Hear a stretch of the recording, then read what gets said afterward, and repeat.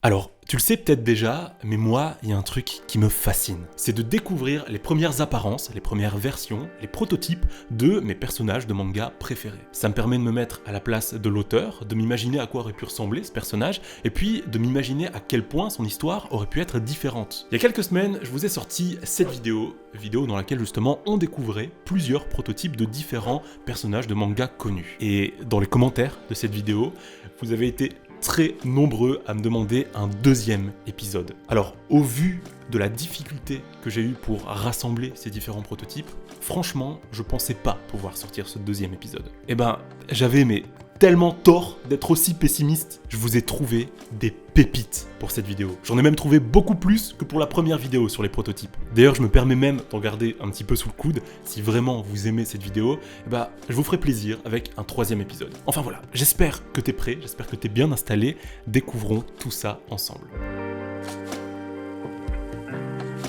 On commence doucement avec ce premier prototype d'Ichigo Kurosaki du manga Bleach. Bon, il y a clairement une différence qui est notable, je crois que j'ai même pas besoin d'en dire plus. Alors, pour faire un bref rappel et un petit peu replacer le contexte, Ichigo, c'est le personnage principal, c'est le héros de ce manga, et à la base, c'est un lycéen comme un autre qui se retrouve de façon un petit peu hasardeuse à devoir devenir un Shinigami, dieu de la mort, qui a pour mission en fait de protéger les humains des holos, qui sont des sortes de fantômes malfaisants, portant des masques. Ce prototype d'Ichigo est littéralement issu du prototype de Bleach. En fait, il vient simplement du méconnu chapitre 0. C'était en fait un one-shot qui était censé séduire et convaincre les éditeurs de prendre Bleach sous leurs ailes pour justement éditer ce manga. Alors, le fait qu'il ait les cheveux noirs, c'est pas du tout la seule différence par rapport au manga qu'on connaît. D'ailleurs, quand on découvre ce fameux chapitre, il a les cheveux noirs que sur la 4e de couverture et sur la première page. C'est peut-être une forme alternative ou une transformation d'Ichigo qui était censée arriver dans l'œuvre,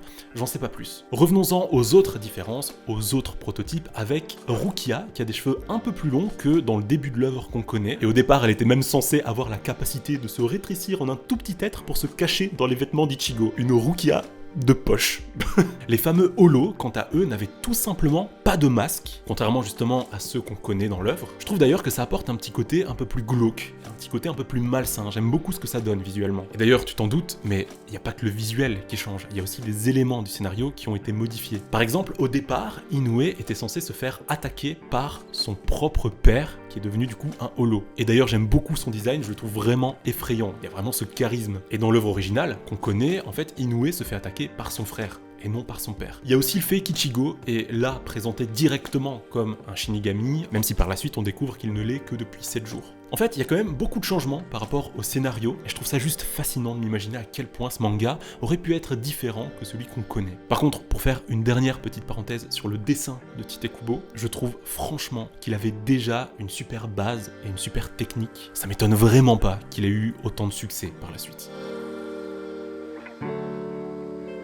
Alors là, j'espère que vous êtes prêts, parce que contrairement à ce qu'on vient de voir, là, il y a une vraie différence dans le dessin. Voici le prototype du titan colossal. Ouais, là c'est vraiment l'ébauche d'une ébauche. Le dessin était plus jeune, il était clairement moins expérimenté, pourtant on ressent quand même toute la monstruosité et toute la terreur que ce titan peut nous inspirer. Cette image nous vient du one-shot qui précédait l'attaque des titans, le SNK qu'on connaît aujourd'hui. D'ailleurs, pour la petite anecdote, Isayama n'avait à ce moment-là que 19 ans, et quand il a été proposé ce one-shot à la Shueisha, one-shot qui s'appelait d'ailleurs Humanity vs Titan ou Humanity vs Giant, selon les sources, eh bien son projet s'est vu tout simplement être refusé. Quand on voit le succès qu'a aujourd'hui SNK, à mon avis la Shueisha se mord les doigts d'avoir pris cette décision. Alors dans ce prototype de l'attaque des titans, les personnages ont l'air différents de ceux qu'on connaît, pourtant on reconnaît quand même un début d'Eren, en tout cas le Eren aux cheveux longs qu'on connaît aujourd'hui dans l'œuvre et dans la 4e saison de l'attaque des titans, et on remarque aussi un personnage qui ressemble pas mal à Gabi. Là, ces deux personnages semblent bien s'entendre et même être assez proches. Du coup, je comprends mieux pourquoi dans le SNK d'aujourd'hui, il y a clairement un parallèle qui est construit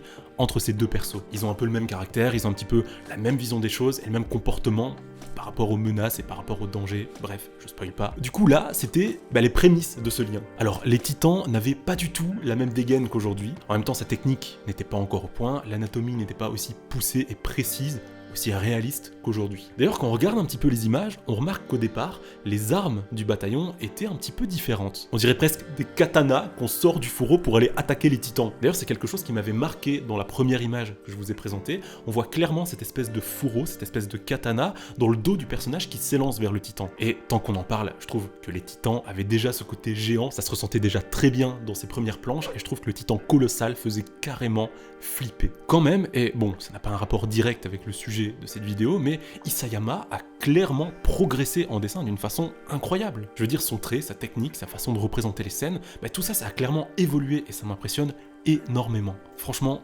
chapeau.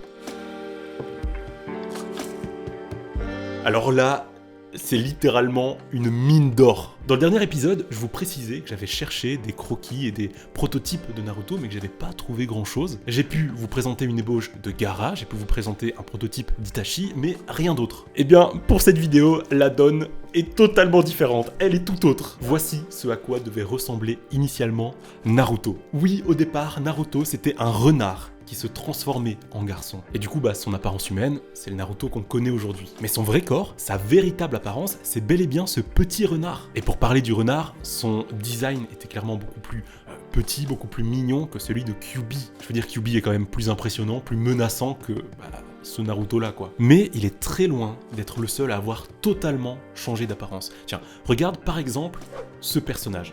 Dis-moi qui ça peut être. Vas-y, je te laisse un petit peu le temps de noter tout ça en commentaire. Juste, ne triche pas, fais-le sérieusement, je suis vraiment curieux de savoir ce que t'imagines. Voilà, c'est bon, c'est noté. Bon, maintenant, je vais te montrer cette image.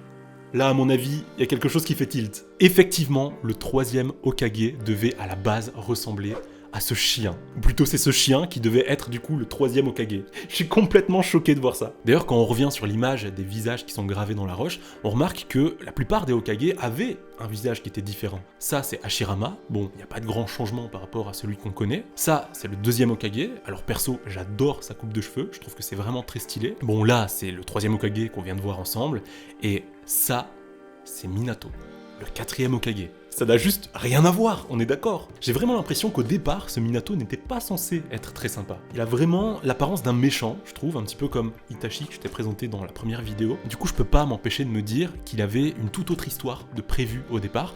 D'ailleurs, on peut déjà se dire qu'il n'était pas censé être le père de Naruto, étant donné que Naruto c'était littéralement un renard. À moins pour le coup que c'était lui-même aussi un renard, ça j'en sais rien, c'est dingue, c'est juste ouf. Pour continuer dans cette lancée, il faut savoir qu'au départ, Zabuza n'était pas prévu dans l'œuvre. À sa place, c'était un certain Kintaro qui devait jouer ce rôle avec son animal de compagnie qui s'appelait Pochi, il me semble. Et d'ailleurs, pour l'anecdote, Kishimoto a précisé que l'arme de Kintaro était censée faire la taille d'un bâtiment.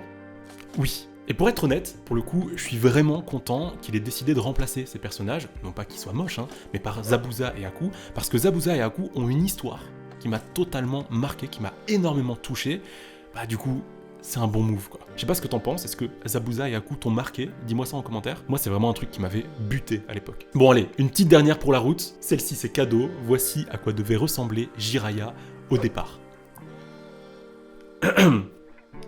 Voilà, là, on est sur une autre planète. J'ai complètement l'impression de voir un personnage qui est hors des codes habituels. Je veux dire, à aucun moment tu peux t'imaginer que lui, ça va être le mentor du personnage principal du manga. Il est tellement décalé et son style est tellement atypique. Alors, ce que j'imagine, c'est que son chara design a été assagi pour aller vers un personnage un peu plus vieux, un peu plus sage, machin, en apparence seulement, mais que justement, sa personnalité a été conservée dans cette idée-là de différence et de côté décalé, parce que Jiraiya, c'est complètement un personnage qui est décalé dans sa tête. Et justement, ce côté atypique le rend attachant et ça fonctionne super bien.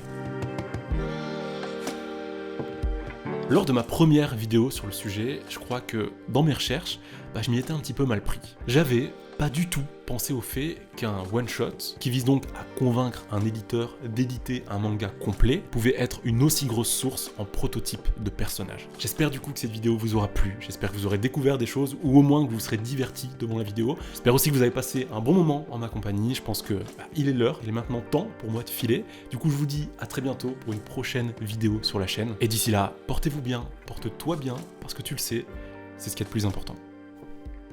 Salut!